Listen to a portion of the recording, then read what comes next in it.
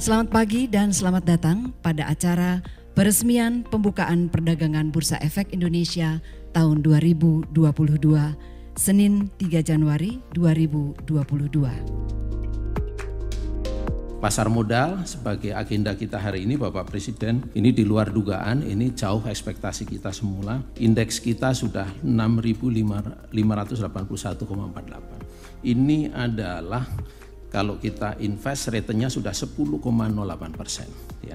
Ini adalah termasuk jajaran terbaik di Asia, ya, di antara negara-negara lain. Ya, selain itu, ini juga di luar dugaan, ya, bahwa investor kita sudah naik. Yang 2020 itu hanya 3,8 juta.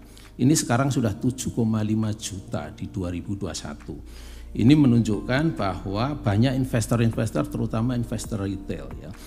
Dan ini dapat kami sampaikan bahwa milenial ini yang tadinya banyak konsumsi, sekarang banyak nabung, terutama di saham, ya, dan juga di tabungan. Penghimpunan dana pasar modal ini juga luar biasa, mencapai 363,3 triliun dari 194 emiten, ya. Dan ini bersumber dari sektor teknologi dan sektor keuangan. Ini adalah engine growth kita ke depan. Ya. Di samping itu, ini jauh lebih tinggi dari 2020 yang hanya 118 triliun. Bahkan ini luar biasa dalam sejarah rising fund di pasar modal itu lebih tinggi dari pertumbuhan kredit. Kreditnya selama 2021 hanya 228 triliun. Dan mudah-mudahan ini tanda yang bagus untuk investasi ke depan kita, ya. Untuk itu kami mempunyai beberapa kebijakan prioritas 2022. Yang pertama, kita harus mempersiapkan operasionalisasi infrastruktur bursa karbon. Ini menjadi prioritas kita. Dan juga tentunya legalitas, tentu itu akan segera kami siapkan.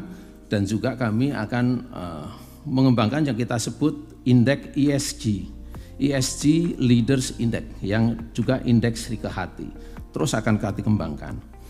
Yang kedua, kita harus memperluas basis emiten, yang diantaranya bagaimana kita bisa melalui sekuritisasi dan pembiayaan proyek strategis, di mana jumlahnya cukup besar yang kita perlukan di 2000 sampai 2020-2024, yaitu 6.445 triliun. Dan kami juga akan tetap mengakomodasi emiten yang berbasis teknologi. Ya, diantaranya kita sudah mengeluarkan POJK akhir tahun lalu tentang multiple voting share pada bulan Desember kemarin, ya. Dan penggunaan basis emiten ini tentunya akan kita ikuti dengan literasi dan edukasi. Dan juga perluasan UMKM terus akan kami lakukan, ya.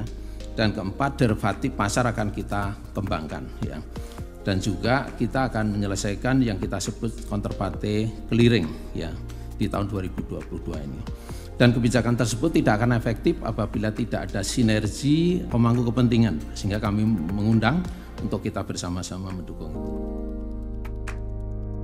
Dan saya meyakini dengan semangat kerja keras kita bersama, tantangan-tantangan itu akan bisa kita lalui dengan baik. Kita juga patut bersyukur, tadi sudah disampaikan oleh Bapak Ketua OJK, bahwa di bursa sekarang ini ada kenaikan IHSG di 2021 dengan return 10,1%. Ini sebuah angka yang lumayan tinggi, dan kalau dibandingkan dengan Filipina, dengan Malaysia, dengan Singapura, kita juga masih yang paling atas. Singapura di 9,8, Malaysia minus 3,7, Filipina minus 0,2%, kita di 10,1%. Ini juga patut kita syukuri.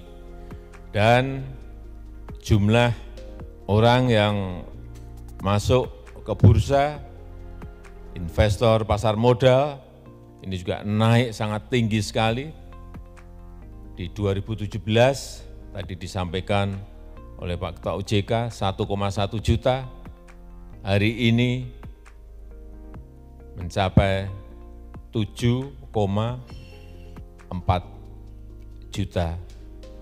Investor utamanya investor retail ini yang banyak dari anak-anak muda milenial, Gen Z, semuanya masuk.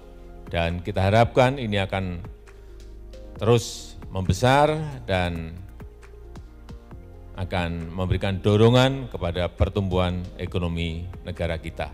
Bursa ke depan diharapkan lebih optimis. Kemudian yang kedua, terkait dengan teknologi, tahun kemarin kita sudah bisa launch IPO Bukalapak, salah satu yang terbesar di Asia sebesar 21,9 triliun.